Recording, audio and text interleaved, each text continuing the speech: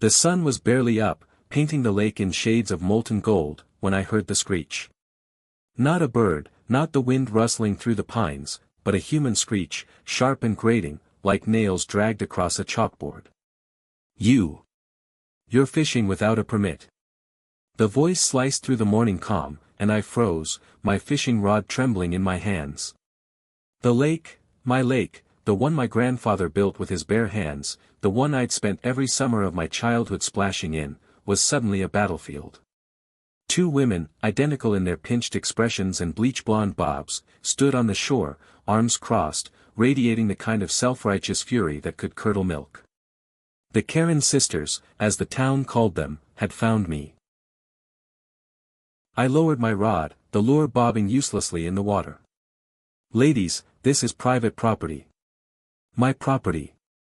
No permit needed. My voice was steady, but inside, my heart thumped like a bass drum.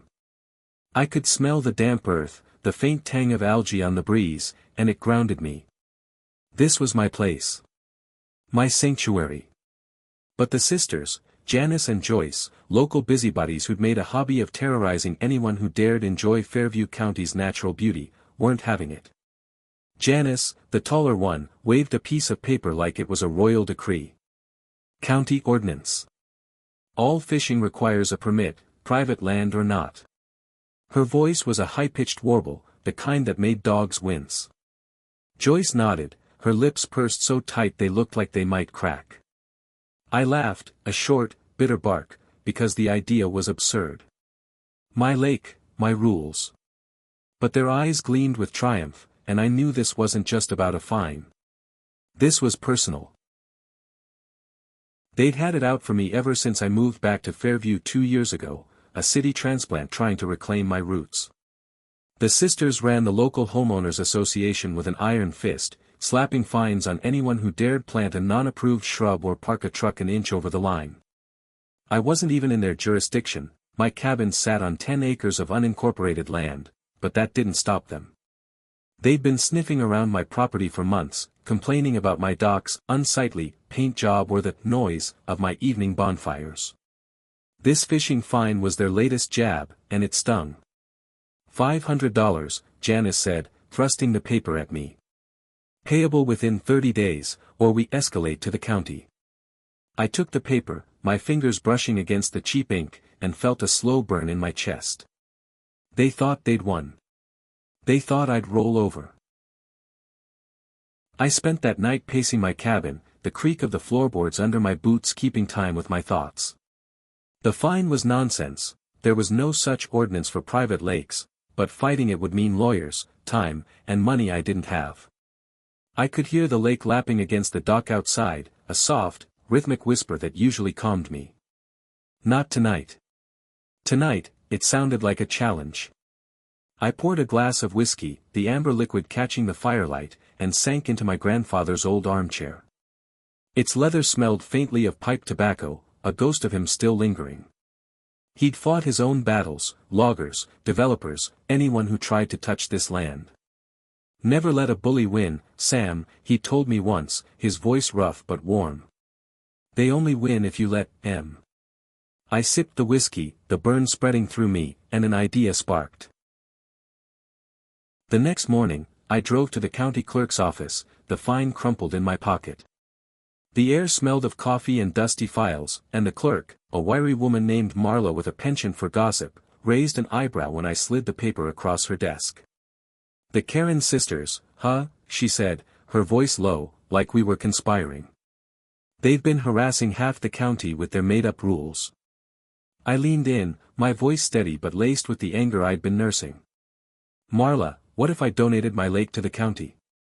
Made it public land, no strings attached. Her eyes widened, then narrowed, a sly grin spreading across her face. You'd be untouchable. No more fines. And the sisters, she trailed off, but we both knew. The Karens would lose their minds. It wasn't an easy decision. That lake was my heart, my history. Every ripple held a memory, my first fish, my grandfather's laugh, the way my daughter, Ellie, squealed when she caught a minnow last summer. But the thought of the sisters strutting around, thinking they'd beaten me, was worse. I spent days researching, meeting with county officials, and signing paperwork. The process was a blur of legalese and sleepless nights, my stomach twisting every time I thought about letting go. But there was something else, too, a flicker of excitement. If the lake became public, kids like Ellie could fish there, families could picnic, and no one could gatekeep it. Not even the Karens. Then came the twist. At a county meeting to finalize the donation, a man named Tom stood up. He was a grizzled fisherman, all weathered skin and calloused hands, someone I'd seen casting lines at the river but never spoken to. "I've got something to say," he growled, his voice cutting through the murmurs. He held up a stack of papers, fines, just like mine, issued by the Karen sisters for fishing, picnicking, even walking too close to the riverbank. "They've been shaking us down for years," he said, his eyes blazing. "Fake ordinances, fake fines. I checked with the state. None of it's legal." The room erupted, voices overlapping, chairs scraping. I caught Marla's eye across the room, and she winked. This wasn't just my fight anymore. The county took my donation, turning my lake into Fairview Park, a public space open to all. The day the sign went up, I stood on the shore, watching kids splash in the shallows, their laughter mingling with the hum of cicadas. It felt right, but it also hurt, like letting go of a piece of my soul. The sisters, though, they were apoplectic. They showed up at the next county meeting, their faces redder than the sunset, demanding the land be returned to private control. Janice's voice cracked as she shouted about property values. Joyce clutched her purse like a lifeline. But the county had done its homework. Marla, now my unlikely ally, presented a bombshell. The sisters had been running an illegal fine racket, pocketing thousands from residents under the guise of ordinances that didn't exist. The room went silent, the air thick with disbelief. Then someone clapped. Then another.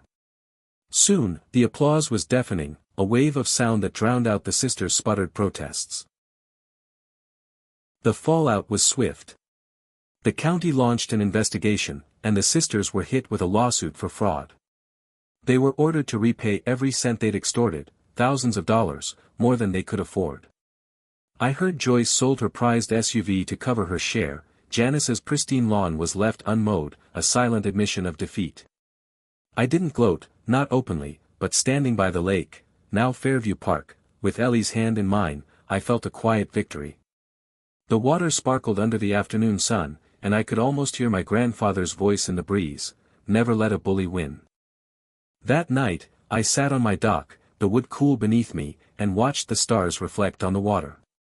The air smelled of pine and possibility, and for the first time in weeks, I breathed easy. The lake wasn't mine anymore, not in name, but it was alive, full of laughter, fishing poles, and families making their own memories. The Karens had tried to take something from me, but I'd turned their game against them. Justice wasn't just the lawsuit or the money they'd lost. It was this, a place where everyone belonged, where no one could be fined for living freely. I sighed, long and slow, and let the lake's gentle lapping carry my thoughts away. Sometimes, the best way to fight a bully is to give them exactly what they want, and make sure it costs them everything.